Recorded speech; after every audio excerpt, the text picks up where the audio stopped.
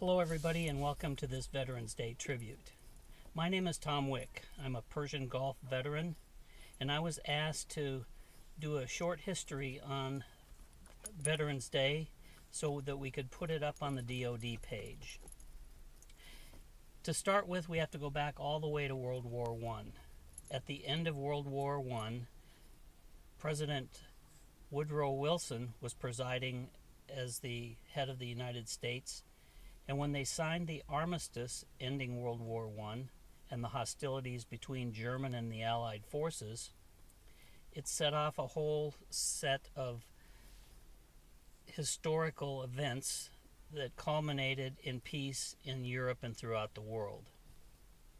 With the signing of the Armistice, it happened on November 11th, 2018 at precisely 11 in the morning. It's often referred to as the 11th hour of the 11th day of the 11th month. In any case, Armistice was signed and we had peace in the world. And then we had the designation of Armistice Day, which was to honor all of those men who fought for the United States and for the rest of the world to defeat Nazi Germany. We had a lot of pride amongst the citizens of the U.S., and as an expression of thank you, they set up Armistice Day as a tribute to those who had fallen in battle and those who had served in that great battle. That tradition went on until 1954. In 1954, after World War II had ended and the Korean conflict was over, President Dwight Eisenhower oversaw the transformation from Armistice Day to Veterans Day, because they realized that it wasn't just the men and women who fought in battle for our great country, but it was the people behind the scenes, the armed services member who wore uniforms that actually supported the entire operation. So they wanted Veterans Day to be a thank you to not only those who fought in battle, but those who supported the men and women in battle. We celebrate Veterans Day by having a lot of different ceremonies. We have parades throughout the United States. We have church services. My little dogs are creating a little hassle here. We have church services, and we have events that go on throughout the country. And one of the things that we do is we lower the flags to half-mast in honor of those who gave their lives in the service of their country. One of the things that's become a tradition for Veterans Day is to wear the Veterans Day poppy. Now, many of you have been to grocery stores or other local stores and seen veterans out at tables selling these little Veterans Day poppies, and those are to signify your support for the men and women in uniform.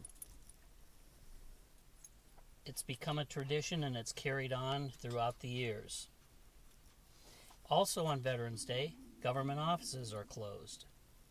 So if Veterans Day is on a Monday through Friday, the government office will be closed on that day. If Veterans Day is on a Saturday, they close the offices on Friday. If it's on a Sunday, they close them on Monday. But regardless of what day Veterans Day falls on, many cities delay their celebration to the weekend to get maximum participation of people showing up for parades, services, and various other events that go on for Veterans Day. Veterans Day, we must remember, is a day to thank all veterans for their service to our country. Because if we didn't have these veterans and preserving our peace, we wouldn't have the freedoms and liberties that we do in the United States today.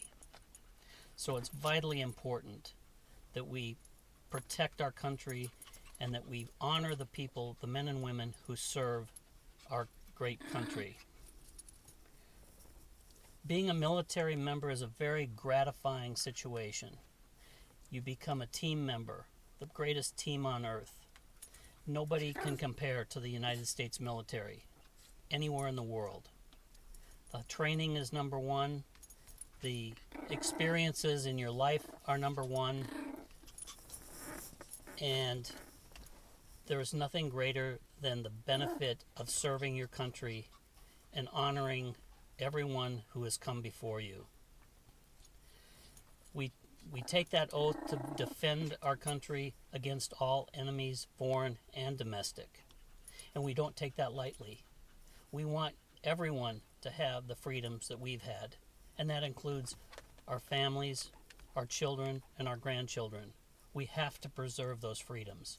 And it's the veterans, all the members of the armed services who have worn the uniform and been discharged honorably, that are part of that great cause.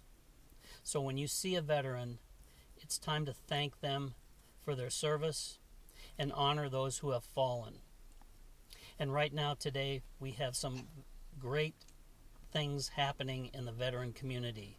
We have Code of Vets.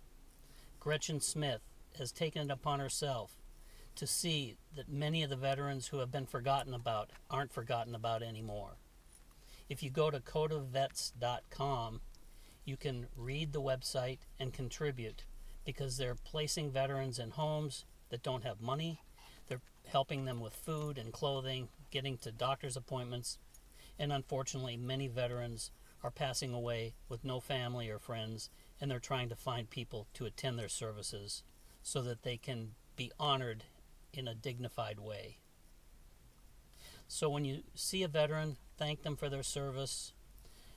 We'd like to honor this great day with fanfare and celebration, but we also do it in memory of the fallen. So thank you for taking the time to view this video. We have a lot more coming in the future months with other events, and right now it's a day of solemn tribute to the veterans who have served. And going back to the day of Armistice, and it's carried forward right through to today, on November 11th at precisely 11 a.m., we observe 2 minutes of silence for all of the veterans and the fallen from all of the wars and all of the services. Thank you very much, and have a great day. Bye now.